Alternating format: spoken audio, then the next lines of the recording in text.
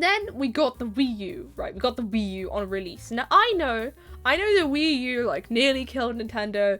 I know it was a flop, you know, and all that. But I didn't really care about any of that. I thought the Wii U was such a great console. It was so good. I got it. I'm pretty sure we got it with Nintendo Land. I think that's basically all we had on it at the start. There weren't really any big games on launch with the Wii U, which was one of its many problems. But it's fine, because I played so much Nintendo Land. It was sort of to show everyone how you could use the gamepad. Like, there was a game on it where you'd use it with the stylus to throw ninja stars, and there was one where you'd use the gyro in it to drive Falcon's car in F-Zero. And it was so crazy. All the games based on like Nintendo's different franchises. There was a Zelda one, a Mario one, a Pikmin one, and all that. It was so cool. I don't know, really good game. It's trapped on the Wii U. Nintendo Land Switch version, when? Probably never. Actually, so yeah, we got it for Christmas. We opened up the Wii U on Christmas Day, and I'd heard all these stories about how the initial software update, the one you get right out of the box, had a chance of bricking your console. So we were getting the software update, and I was so scared the whole time it was updating. I was terrified that my Wii U was never going to work again. It was going to be an expensive paperweight in our house, you know, just like, oh yeah, just shove the gamepad down and flatten these stacks of paper. I don't know, but it didn't turn into a brick, so that was good. But it was a big fear of mine. The Miis were back. Loved the Miis. And yeah, pretty sure the games we played the most were like, well, Mario Kart 8, of course. That was revolutionary. It was such a good game that they still haven't made another Mario Kart. Not really, because they just ported it over to the Switch and all that. The anti-gravity was like mind-blowing. Like, what do you mean I'm driving upside down on this track? Crazy. It took me so long to beat the 150cc Staff Ghosts to get the gold tires, but we got there in the end. Bone Dry Dunes and Donut Plains are the ones I struggled with the most, I think. And yeah, it was so good. I didn't actually play most of these games with the gamepad unless I absolutely had to, because I felt it was a bit clunky. Like, I don't know, the gamepad was kind of a thick boy. So we got pro controllers, and those are pretty good. And I guess you could still use the Wii remote, so I used them whenever I wanted to play the Wii games, because it was backwards compatible, of course. Actually, I used so much in Wii mode. It was actually mad. We had Super Mario 3D World. That's great. That also got ported over to the Switch. See, the good thing about, despite the Wii U being a flop and all that, they realized that the games on it were actually elite. They had some very good games on the Wii U, some great games, and they have ported a lot of them over to the Switch now, which means I've bought them again, but it means that people that didn't get to experience them get to. So 3D World was awesome. We had 3 pro controllers and we had the gamepad, so we could all play it together.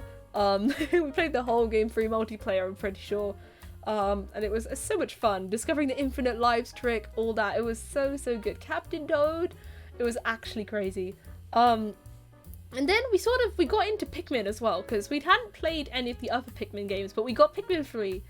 And that was a game we spent a lot of time on as a family. Because what we'd do is my dad would play the single player mode, right? And we'd all sit down and we'd be bossing him around. We'd be telling him, oh, there's a fruit over there. Go get it with the yellow Pikmin or whatever.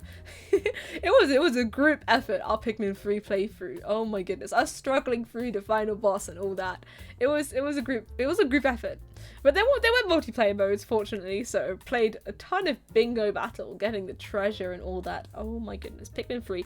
I'm so excited for Pikmin 4. They just announced that in the direct. I'm gonna freak out when it finally comes out.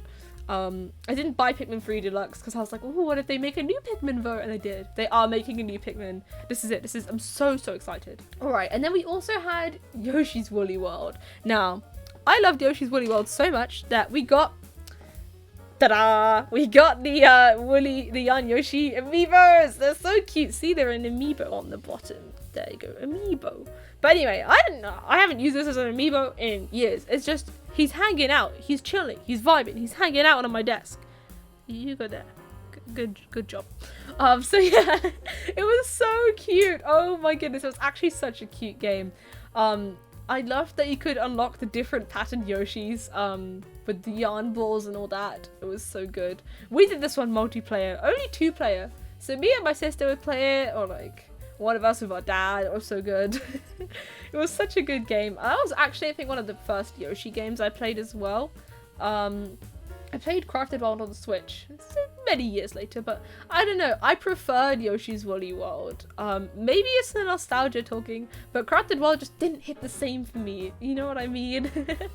And there we go. Speaking of Yoshi's Crafted World, that brings us to my last and not last. Hopefully, I will not stop playing video games after the Switch's life cycle ends.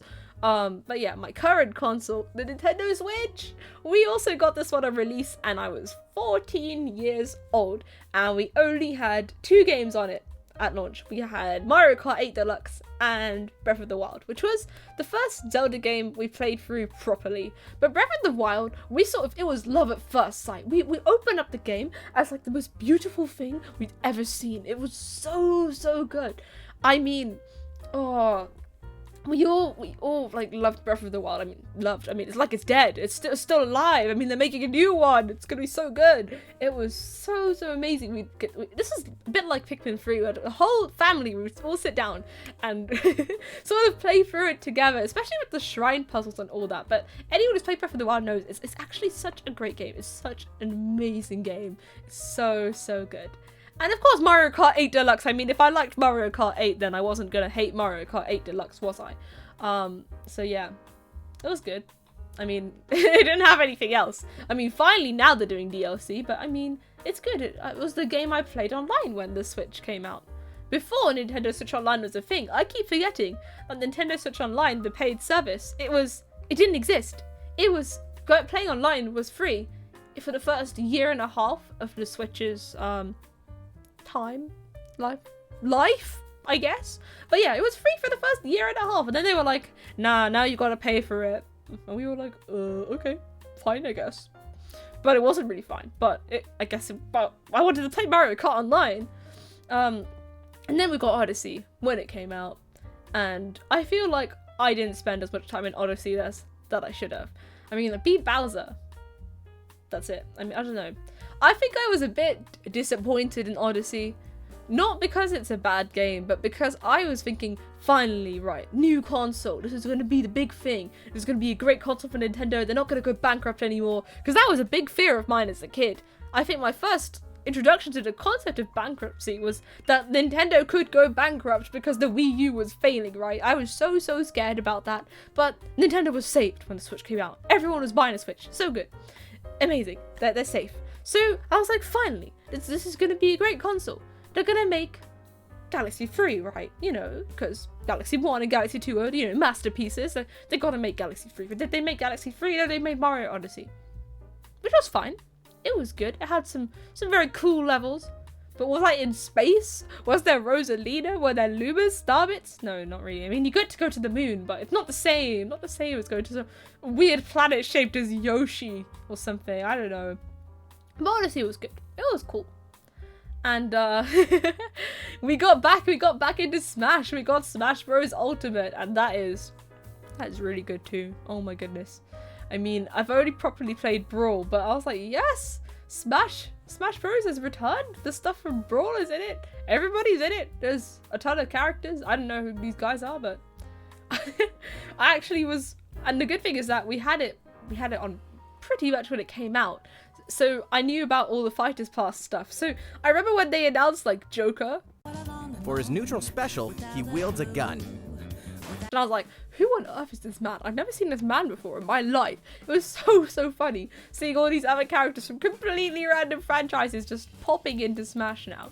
It reminded me of how I felt when I saw that Sonic the Hedgehog was in Smash. It was actually crazy. And of course, Animal Crossing New Horizons. It came out on my birthday, so that was a nice birthday present. I mean, everything was closed because the lockdown just started in the UK, but it's okay because I had Animal Crossing, so you know I could sell my soul to Tom Nook again, but in full HD this time. It was nice. The multiplayer was better and all that. And this is the console that I started streaming and recording videos on. Alright, hello. We're gonna race against one of my old ghosts, and Hope we can win. Be nice. The Switch is a really great console. So good. I mean, also, oh my goodness, I can't believe it. So I wrote some bullet points out to plan what I was going to say in this video, and I cannot believe that I have not talked about Fire Emblem. Fire Emblem Three Houses was my first, I think it was my first RPGs that I actually played and managed to finish by myself. Yeah, Fire Emblem Three Houses. I got that in 2020 actually, so I got that with the DLC and everything, and I love it. I love it so much. It's so good.